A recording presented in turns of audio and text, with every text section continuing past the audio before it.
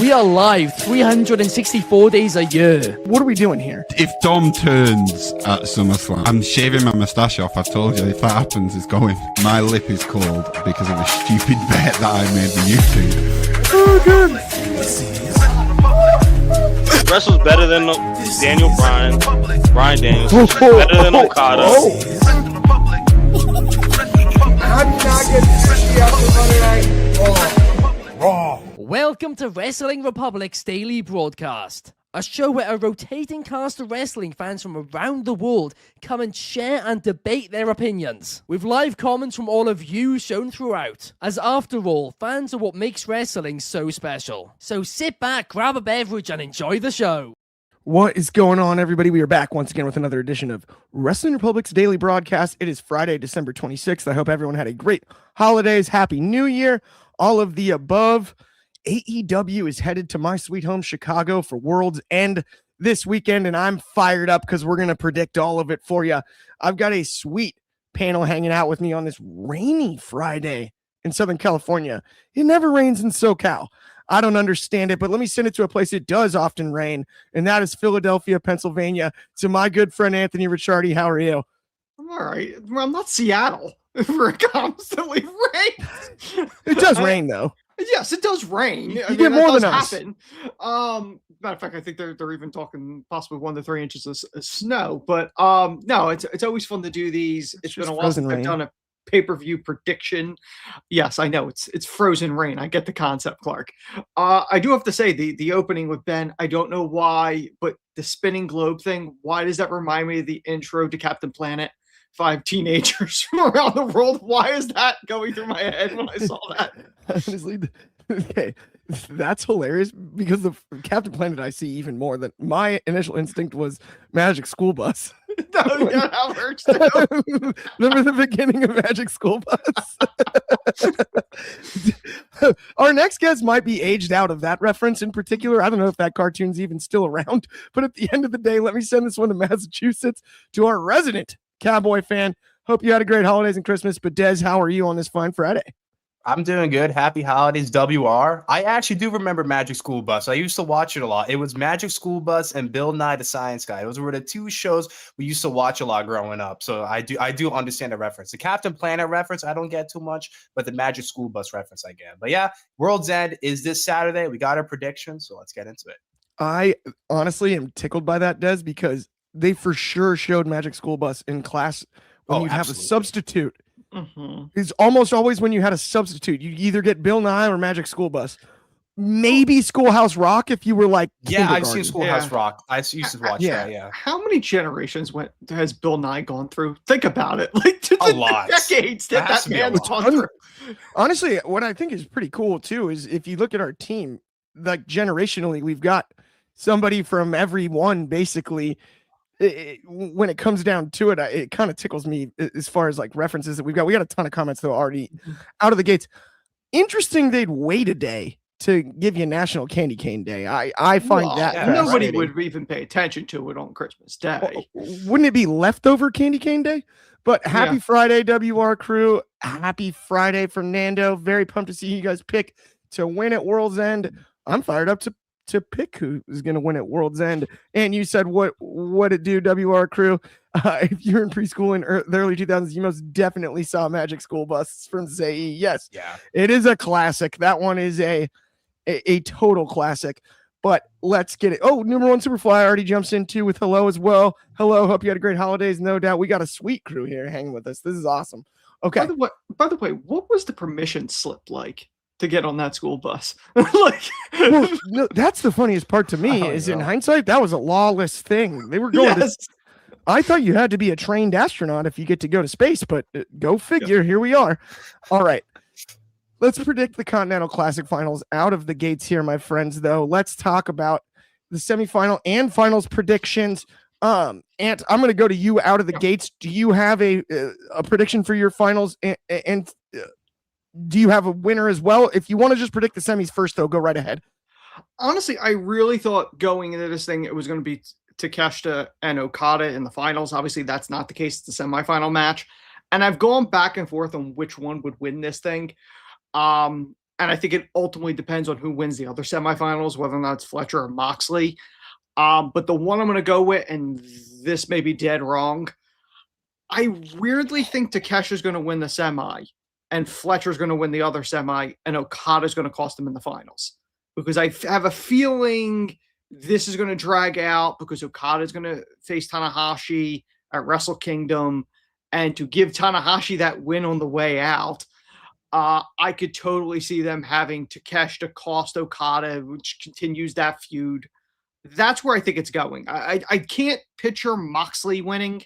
I mean, it's possible, but I have a feeling the Continental Crown's still going to stay within Don's family. It's just not going to be with Okada, is my guess. Absolutely. And I do apologize, by the way. I completely whiffed there and didn't even introduce the 2 semifinal matches, which is in the notes. Like I to do that. So thank you for, by the way, covering that, picking me up there. And my unofficial hosting play. That's a heady veteran play. Yeah, he'll be hosting probably Monday. Anyway, we got Davis in the comments with my guys. What's going on, Davis? Good to see you. Absolutely. But I think you brought up some really interesting points, especially Okada and the match with Tanahashi. He's got a heck of a travel schedule coming up here. Yep. Right? Japan, Chicago to Japan is LA to Japan's tough. Chicago to Japan is a whole different animal from a time zone perspective and adjusting and a jet lag and all of that. The threat of him potentially wrestling 2 matches before arguably one of the most important matches he's had in recent memory against Tanahashi, given it's the retirement match. I think the threat of that, given the logic that you presented, is such a bigger factor than I even clocked in my head. I forgot. He's got to get on a plane to Japan real quick. Yes. Like that isn't in a month, right? He doesn't have time to adjust. It's a week. It's arguably less than a week, right? It's like a week from now. It's the 4th, I believe, right? Is it? Yeah, I think so. Yeah, it's the 4th. So that would be 8 days still, right? Yeah. Even then, it's just one of those where that has to be a major factor in the way that this is booked. And also, as weird as it sounds, it sometimes bugs me when AEW does stuff like this. Like we'll stretch out a rivalry. WWE does it too. I mean, ask us about Damian Priest and Aleister Black, right? Like could have struck while the iron was hot and then just stretch. But it actually this time sort of feels appropriate for Takeshita and Okada, because if that were the final of this tournament, and Bryan Danielson has done a phenomenal job on commentary of making sure to mention that Okada is the best tournament wrestler of all time. Yeah. And he does it over and over again. For him to lose in the semis, and we wish we'd have gotten that Okada Takeshita match. I actually even think may land even better, but I want to get your predictions for both matches and the eventual winner as well, Des. What do you got for me? All right, so I agree with Anthony's vision. I feel like Takeshita is going to knock off Okada, and I feel Kyle Fletcher is going to knock off Moxley. I did hear this scenario I'll mention quickly where someone said where Okada and Takeshita would end in a draw, Fletcher would knock off Moxley, and it would be a triple threat match for the final, being Fletcher versus Okada versus Takeshita. I don't think that's going to happen though, but I thought that was really interesting. And then as for my winner, I think Takeshita is going to knock off Fletcher. I feel pretty confident in saying that. And I could even see a potential turn in the Don Callis family heading into 2026. But for the winner of the C2, I'm going to go with Konosuke Takeshita. Ow. So we've got. Wait. I have Fletcher. You have Fletcher. I was going to say. My bad. I have Takeshita. You have Takeshita winning. No. Where I was confused is, do we both have the same main event final, though? Do you have Fletcher on the other side? Yes. Is what I was asking you, Dave. Okay, yeah. Sorry, I lost my train of thought there for a second. But I really do love the prediction. So we have one pick Takeshita, one pick Kyle Fletcher. I'll give mine really quickly now, because I really thought it was going to be Okada. As soon as they started this tournament, just the way, and I already mentioned Danielson's commentary, just the way he spoke about Okada and tournament style wrestling, in my eyes, I was like, man, he's the favorite to win. At this point, I'm actually going to go with a wild card. I have Jon Moxley picking up the win in this one. I think Jon Moxley wins this one, and there's an attempt to stop him by the Death Riders, and he wins it clean, and he does it the right way. And next Wednesday is when we finally, I've predicted it, 30 times now? Next Wednesday is when we finally get the full-blown destruction of the Death Riders.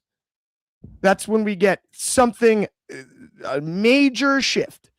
But he's going to go out and I think Jon Moxley's going to pull this upset. Because why wouldn't you at this stage?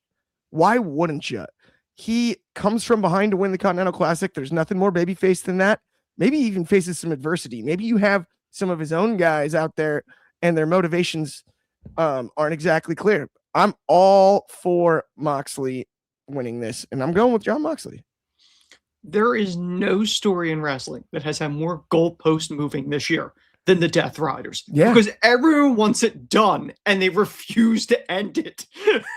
And wrong. This is where I figure if we move them enough times, Anthony, we'll line them up for a perfect eventually one. it'll be right. They'll split the uprights. Eventually it will. Those goalposts in the right place, Des. Don't you think they can eventually split the uprights? I don't know. Either way, though, let's move along to our next one. Let's talk about the AEW Women's World Championship. Chris Statlander taking on Jamie Hayter. Jamie Hayter had a heck of a run in an interesting time in AEW. 2021 feels like yesterday. When it all out, she's standing alongside Britt Baker, and she's the talk of the town. Things are a little bit different these days, but I have no issue with her back in the main event scene. I do believe, though, that this title stays firmly around Chris Statlander's waist. So I'll get my prediction out of the way, out of the gates. Ant, I'm going to go to you first. Okay. What do you got? I think it's Statlander. Statlander's the one that's money, honestly, of the two. And that's not a disrespect to Hayter, but like realistically, marketability wise, I see more in Statlander.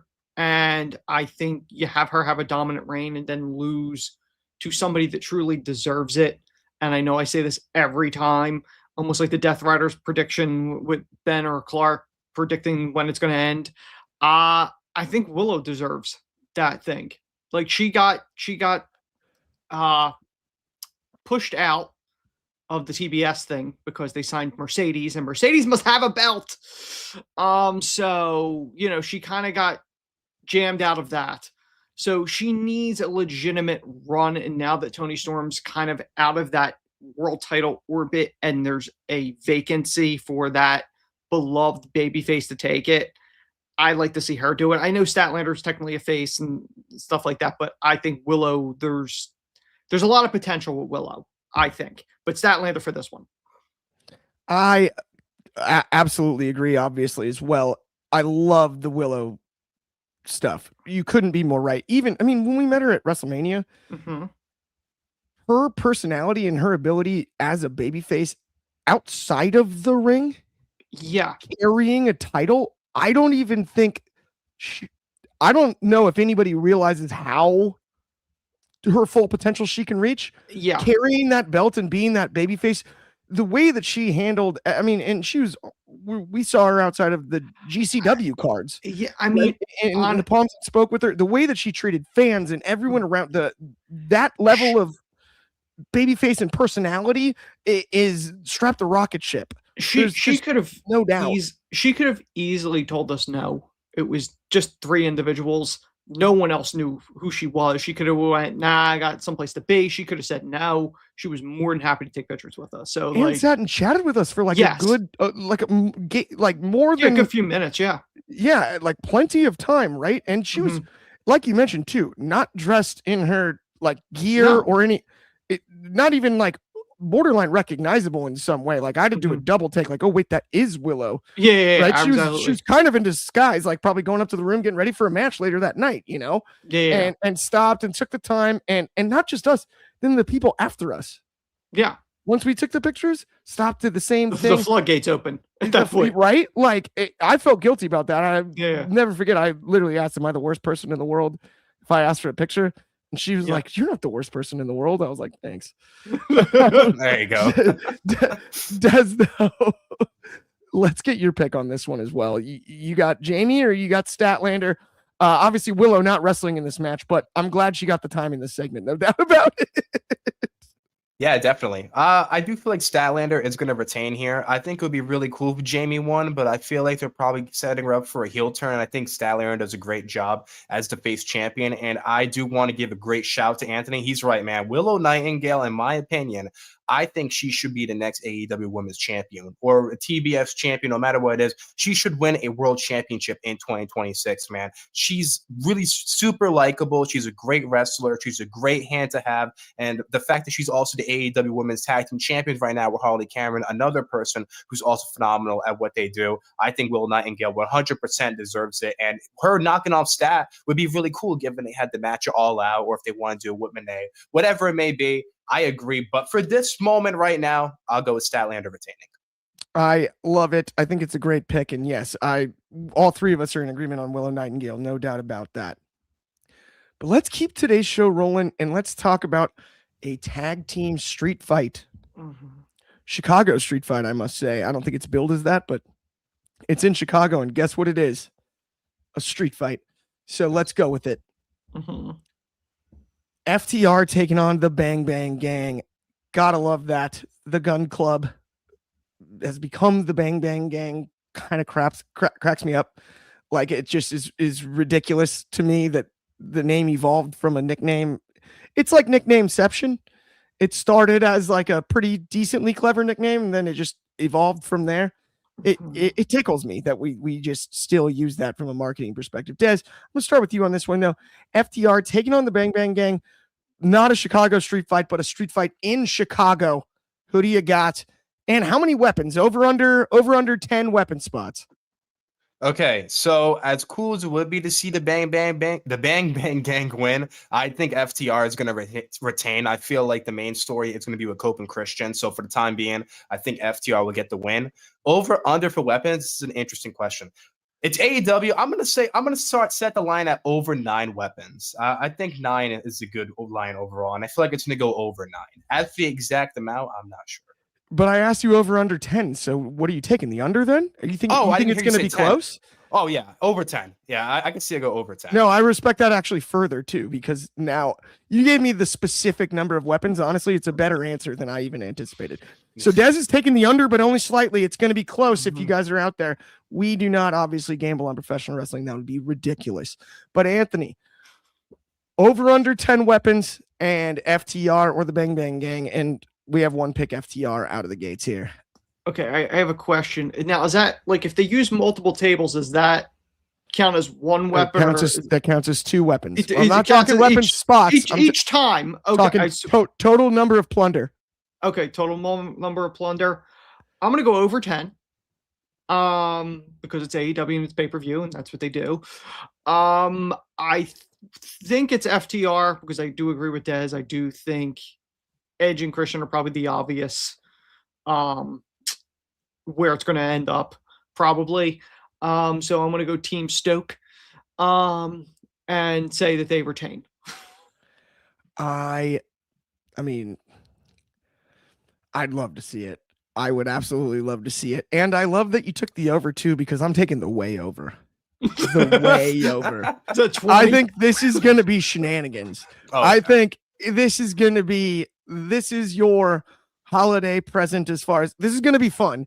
It might be controversial in how fun it is, but I think that they go all the way when it comes to the various weapons, maybe multiple tables, some sort of different stuff. FTR has this great ability to somehow blur the line of we are the traditional 80s professional wrestling tag team, but we don't care about going to the double dog collar match to me is one of my favorite tag team matches of all time with the Briscoes. Rest in peace, Jay. Yep. It's just amazing. They're willing to go all the way like this, and the Bang Bang Gang with the charisma and the way that team operates. I see this being a weapons fest, and then it does end with a traditional spike pile driver, and FTR retains. I don't think it'll be as weird as the last AAA show that had the Wyatts and the clowns, and that involved like little people wrestlers and a whole bunch of shenanigans. Totally. Let me run through some comments really quick here too. We've got Tekla deserves a title shot. Willow Nightingale should take the AEW Women's World Championship from a heel, from Chris Leclerc 900. I actually think that's okay. Don't hate that at all. All this Cowboy and Eagle love on the show today is really bothering me. I need you to disagree on something. We will. Shout out at Eventually, yeah. Darby Allin gave kid match and has had a Gabe Kidd he's talking about. Gabe Kidd. Yeah. Okay. Yeah. Sorry. I was like, he gave a kid a match? That seems That sounds like right. I would have seen that headline. FTR. We get a 4-person ladder match at Revolution because AEW loves doing fatal 4-ways. I don't hate it. Listen, that'd be enjoyable, Clark, if we're able to do that. I truly don't hate it. Yeah. We're going to cool. Revolution. Gonna be there. The AEW Women's World Tag Team Championships are also on the line here. We got the Babes of Wrath taking on Mercedes Moné and Athena. This is going to be an interesting one. I cannot wait to predict it. So I'm going to go first. Go ahead. Babes of Wrath. It's the Babes of Wrath. We're not going to give Moné back a title now that she's lost one. She's not winning anymore. She hit her limit. We have capped the amount of belts that she can carry. She's not going to carry any more until she carries the big one later next year. And I firmly believe that. So I've got Babes of Wrath. Des, I'm going to you first because I know Anthony's super excited. So I want to get your prediction out of the way. And that's exactly why I'm going to you first. I was totally going to Anthony, but he's fired up to make this prediction. He's ready to go. All right. I'll keep it short, sweet, and simple. I'm going to go with the Babes of Wrath winning here. I like the idea of Moné and Athena teaming up, and I hope it leads to a program in 2026. Absolutely. I love that, Des. We got a few comments to run through. Fernando Zayas believes that the Babes of Wrath for sure. The Continental Classic has been the greatest thing in wrestling this year from Shad. Really good. That's earlier, but I don't dislike that at all. But yeah, Fernando with the Babes of Wrath. Babes of Wrath retains, and we get some sort of mini tournament to determine who the Babes of Wrath will face from numero one Superfly. Don't hate that at all. Babes of Wrath will retain because that sets up Athena versus Mercedes down the line for the TBS title. From Say, I don't mind that at all. Mercedes is the best women's wrestler in the world in 2025 from Shad. Haven't heard that one before, Shad. That's a new take. I think it's a bit of stretch. No, monster shout out, Shoddy. Much love. But at the same time, Anthony, you're breaking the streak. There's no other way. I saw your face when I was doing what I was saying. Are you saying Mercedes Moné and Athena get the job done? No. Dang it, I was really hoping you were going with it. No. I honestly think it's going to be the Babes of Wrath. They're going to retain. And I think that sets up Willow to either A, take her TBS title back, or she could be the ideal person to end Athena's forever champion reign of over, 1,100 days, or whatever it is for Ring of Honor. I wouldn't be opposed to either one of those because they're both heels. And I do think an Athena Willow feud could be really entertaining. So I'd be okay with that. If that's a direction they decide to go, Willow could be a good call for that. Yeah, I don't actually dislike that at all either. I'm not going to lie. You're way too realistic there. I was hoping for a big Athena and Mercedes are pulling the upset. Listen, you know I'm not a Moné fan, so why am I going to pick Moné? I don't know. I do like funny. Athena, but like logistically, Seth Rollins hates the Vikings, and he had the pick of the day yesterday on Netflix. Listen, I do think the Babes of Wrath are going to win. I do think they're winning. Also, how about 10 expert analysts pick the Lions to win the game? And Seth's like, I've got a feeling. And takes that dude, I want to take just an extra second here on this segment. That dude so has a job. He doesn't wrestle as an NFL guy. First off, he's a Bears fan. I was completely blown away though by how, like, with his personality on the show, the way he navigated it from a broadcasting perspective, just how likable he is. I got 5 text messages from friends that don't watch wrestling going, how is this guy not the champion? He's so charismatic. He's got to be like the biggest good guy. And I go, well, actually, he was a huge heel champion. He just has a torn ACL at this point. I mean, it's like he didn't even lose the belt, but he was also the bad guy. He wasn't even a good guy. Here's the thing with Seth, though. Like, if he's not in wrestling, he definitely does have a broadcasting potential. He hosted Rich Eisen's show at one point. Yeah. Unbelievable how good Yeah. he did yesterday. I got to give him credit where it's due, just as wrestling fans. Like, Yeah. you know, whether you like the Bears or not, you don't have to like the same team as him. He just did a heck of a job. Oh, yeah. He's as professional as anybody on that panel yesterday, and I was blown away by it. But we have more predictions here to make. We've got the mixed nuts mayhem match, which is the Death Riders versus the Conglomeration. Tony Storm. I mean, what a name for a match. Yes. You know, I did not have that one on my bingo card for this year. Anthony, let's get your prediction. Who do you got? Honestly, I love the name of the match because it is seasonal, so it kind of works. I mean, it's between that or bucket of popcorn. You know, mayhem match, but I've been very clear the Death Riders needs to end. So I'm gonna go Conglomeration and Tony Storm. I'm gonna get the group of just thrown together people, essentially like the WWF's Job Squad at the time, and the Timeless One. They're going to pick up the win over the Death Riders. That's what I'm going with here in the mixed nuts mayhem. So I like that. So the Death Riders lose, and it's the Timeless One that picks up the victory. Oh yeah, I mean, I hate to do this. Like realistically, they're not going to have Kyle O'Reilly pick up the win. Ishii, that's built like a Lego, is not picking up the victory. I should not have let you go first because it's my exact same. Tony Storm is going to win this match. Yeah, she's the star in this. Tony Storm is still the coolest, most important woman in wrestling. It's really not close. Yes. Like, honest to goodness, it just anything Tony Storm puts her hands on seems to work. And here's what's crazy: I feel like she's trying to test, like, how far can I push it at times with the character and with the character work. Yes. And somehow when she pushes it where you might be like your subconscious is kind of like, whoa, I can't believe she did that.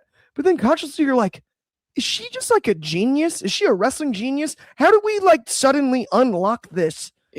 Here's the thing, and I agree with you. Tony Storm's the star. And the reason why she's the star, if you put her in the ring opposite of Mercedes Moné and you ask general people, which one do you think is the champion?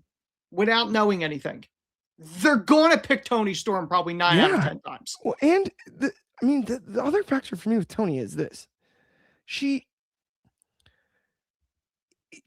It's not often in like sports or entertainment or anywhere else where you see somebody that was like pretty good turn into like Michael Jordan, turn into Kobe Bryant.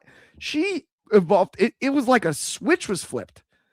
And immediately everything changed. And it was cool because at the time it felt like it might even be a flash in the pan. No, what she's parlayed this into is one of the best women's wrestling careers of all time. It's going to be, and the longevity she's been able to stretch it and continue to evolve while having the same. There is so much brilliance with Tony Storm. I cannot say enough good things. Des, I obviously have to get your prediction as well, but we have 2 picks. Tony Storm goes over on that side of the mixed nuts mayhem match, and the Death Riders take the loss. All right, I hate this prediction of mine, but this is one that I feel like I have to go with my gut here, and I'm going to say this. I have the Death Riders winning here because I have Roderick Strong turning on the Conglomeration and joining the Death Riders. I feel like he's going to join Marina on the other side.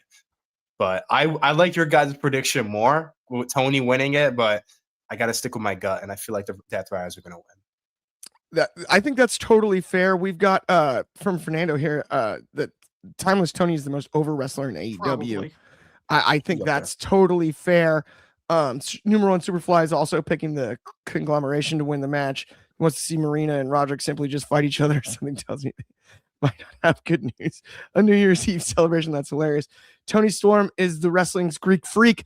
That is a great comparison, say, and I love that. Shad said Mercedes. Here's the thing. Mercedes is a ready-made product in her debut at AEW. We knew Sasha Banks' history. She was just a plug and play, and that is not to take away from what she's accomplished and the year she's had because it has been outstanding. What Tony Storm did was the opposite, right? We didn't expect Tony Storm to be the borderline, the face, if not the face of the AEW women's division, maybe the most important face on the roster. Mercedes had already built that. I think just the only difference between the two, and I believe they're both on equal footing as far as star power is concerned, as far as success is concerned, as far as all of that. The difference to me is like we watched Tony Storm evolve in a way that's really unique in pro wrestling. You don't see often, right? We talk about a lot of other Hall of Fame type stars, you know, and oh yeah, they had bad gimmicks. Like of course, Stone Cold was the ringmaster, the Hollywood Blondes, right? Isaac Yankem with Kane. Like we've seen a bunch of different things, but what Tony did to me is she went from, you know, she's pretty darn talented. She's got this, that, and the other, to otherworldly. Like she made up the most ground of anybody the last few years. And when that happens traditionally, I feel like it's not normally sustainable. And the fact that she sustained it is what I think puts Tony over the top for me, where I'm like, that's unbelievable. She took a character that should not have worked as well as it did, like a Goldust, like an Undertaker, and she kind of made it her own. So it's not, people are in on the joke with her as opposed to laughing at this is ridiculous. Like, you know what I mean? Like people are in on it, and that's what I think has helped the sustainability of it. I believe so too. You know what? It does feel like an inside joke. Yes. In some ways. I think as a babyface, it's we're all laughing together. Oh, that's a really good call. But when she's a heel, she's laughing at the audience. Like it's kind of like, you know what I mean? Like she's in her own delusions, but when she's a babyface, we're in on them. Does that make sense? Absolutely. Okay, let's move on though to our second to last prediction of this afternoon. We've got Darby Allin versus Gabe Kidd. And this is an interesting one in my eyes. Yes. Because stylistically, I think there's only two scenarios with this match. And I'm not even going to give my prediction right away. But there's only two scenarios. It's either the best match of the night or the worst match of the year for these two from a stylistic standpoint, because they're oil and water. In the way that they work in the ring, they are oil and water. But you know, I mean, there are certain people that put oil in their pasta water and it works. I've had good pasta when people put oil in the pasta water, and it does work from a cooking perspective. So here's what I'm saying is, I don't do it. That's not how I make pasta, but there are people that do it and it works at times. It can only go one of two ways. I just don't know which it's going to be. Des, I'll start with you, man. Which direction do you think this goes, and who do you think picks up the victory here? Because it is a billboard worthy type match. It's two very big names, and it's something that, you know, we probably didn't have on our bingo card over the last year. Essentially, now we've got more regular appearances from Gabe Kidd and AEW, so it does add up. But it isn't exactly a match I would have predicted for the final AEW pay-per-view card of the year. Yeah, I wouldn't have predicted it either. Honestly, I like the idea of every Death Riders member beating Darby except Jon Moxley, and I'm going to continue that trend. I'm going to go Gabe Kidd picking a win here. I also feel like it just makes the most sense. If they want to make Gabe Kidd into like a really big star, whether he goes to AEW, I know he's in New Japan right now, I think this is the right path to go on. I love that, absolutely, and I've also never been more validated. Fernando puts oil in his pasta water and it works like a charm. There you go. See, I'm not just out here waffling. I'm telling you, I've got some good friends that do the same thing, and it's great. It does work. It's, you know, and then Shot added, of course, monster shout out Shotty, by the way. This match is going to be fire. They're going to beat the heck out of each other. Yeah, couldn't agree more. At least that will happen. Whether it is like remembered super fondly or not, I'm not 100% sure on. One more time, what was your pick, Des, though? Gabe Kidd. You got Gabe. That's what I thought. I just didn't want to like accidentally say that and you're like, I picked Darby. Go ahead, Ant. Okay, this is one of those tricky ones where I think this is a match that would normally stand out, but like AEW does, the card's so overly stacked that if it's put in the wrong spot, it may just get lost in the shuffle. I also think it's an odd choice that this is just a straight up roller match, because Darby is a human crash dummy and Gabe Kidd is violent. So it's the ideal match for something that would be a street fight, but obviously there already is a street fight on the card. Like it's an ideal match for something like that. To me, the money talent on this is Gabe. And the reason I say that is as over as Darby is, he's a crash dummy and is completely reckless. So for long-term investment sake, I wouldn't put money in Darby because he does a lot of things that are reckless. Gabe is a more stable pick. And so I would have Gabe pick up the win here, especially if you are trying to sign him and poach yet another New Japan talent. There's a lot of money in Gabe. Gabe is a lot like Kyle Fletcher or Takeshita, where this is a young talent that's like, this guy's money if done correctly. So I would give it to Gabe. I hear you there too. And Gabe Kidd is supremely talented. One thing I will say about Darby though, and it's interesting because at All Out 21, Darby versus CM Punk, right? And my father was at that show with me and totally healthy now, which is awesome. Monster shout out my dad. But I'll never forget the quote because he hadn't really seen Darby, but my dad's a lifelong wrestling fan, right? He's just, he's more casual. He's older and whatnot, but he's still very excited for the show and everything and aware of what's going on with CM Punk and whatnot. And after the match ended, and it was a real good match, Darby and CM Punk. Yes, it was. My dad looked right over at me and goes, that little punk rock kid carried him. And if you go back and watch that match, to your point, Crash Test Dummy, I think, is a part of his personality. He wants to and enjoys doing that stuff. Yeah. But also, classic multiple things can be true at the same time. He is capable. Oh, yeah. Of being that other side of a really good match. Yeah. And that's the one thing that I will say. Because this is going to be a standard wrestling match, I think we might actually see a better version of Darby than we anticipate. Yeah. I'm still going with Gabe Kidd to pick up the victory, though, for my prediction, and Des, for that matter. But at the same time, I think Darby might actually have one of his better performances of the year alongside Gabe Kidd. And I go back to my original metaphor when it comes to the oil and the pasta water. It doesn't seem logical in person because oil and water is meant, it doesn't mesh to me in the past. But sometimes if you're making pasta, it does mesh. And I think they might make pasta tonight and have the match of the night and Gabe Kidd picks up the victory. I don't question Darby's ability to go in the ring. I want to make that clear. Oh, yeah. My standpoint is, as a promoter, every talent's an investment. You're putting time and money in. And when he's reckless in there, that endangers my investment at different points. Yeah, so, like, how much money and time are going to put into somebody if they're going to go out with, I mean, anybody can go out for any injury, but like when you go to an extreme like Darby's used to, that's where it kind of makes you go, well, why would I invest in this? You know what I mean? From a marketing standpoint.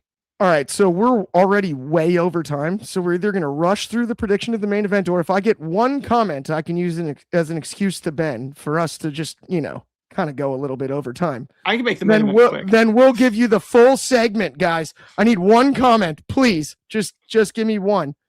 But we are going to move on to the main event here. It's a fatal four-way. We've mentioned fatal four-ways earlier today. It's Samoa Joe. Shout out Southern California. Shout out Huntington Beach versus Maxwell Jacob Friedman. He's better than you. You know it.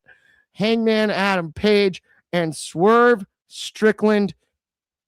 This is going to be an absolute banger. I have no doubt in my mind. There's no doubt. We've got Ben Davis here with Tell Me Why MJF should win. No, someone needs to say, like, just do the whole segment. Just comment it. You guys got this. At the end of the day, though, no one said it yet. We're going to have to rush through it. I'm going to toss this one to Anthony first. Who do you got? No, I'm kidding. Actually, I am going to toss it to you. No. Who do you got? Smo Joe, MJF, Hangman, Swerve. Break it down. We're going to get that comment. I know we are. All right. It's going to be MJF. MJF's the logical pick. The smart thing they should have done was it should have been a triple threat. MJF came out 2 weeks ago or whatever, confronted them. He's got to make his advance notice. He could have made his advance notice going, you guys beat the hell out of one another. And then I get winners at the end. Here's your advance notice. And then he could have sat at commentary and berated all of them. And then after the match was won, then he could have went in there and took out Hangman or took out whoever and won the title. To me, that would have been the smarter move. But because regardless he's in the match, he's winning.